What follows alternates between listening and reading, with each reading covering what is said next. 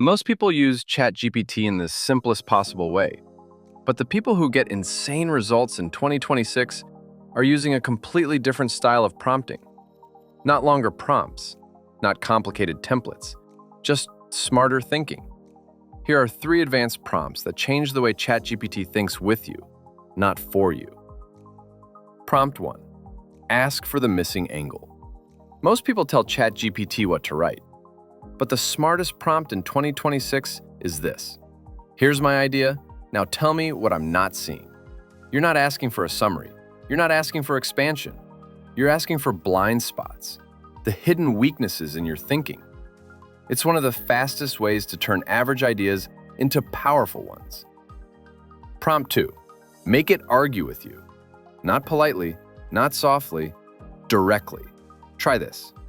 Take my idea and argue against it as if you're a skeptical expert who thinks I'm wrong. This forces the model to generate the criticism you'd normally avoid. It strengthens your writing, your creative work, your business plans, everything. If you're only letting AI support you, you're missing half of its power. Prompt 3. Ask for multiple mental models, not multiple answers. Instead of saying, "Give me 5 versions of this," say this.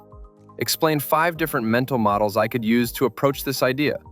Then rewrite my idea using each one. Now you're not getting rewrites. You're getting 5 completely different ways of thinking about the same problem. This is how you break out of your own patterns and generate ideas that don't feel recycled. Here's the real point.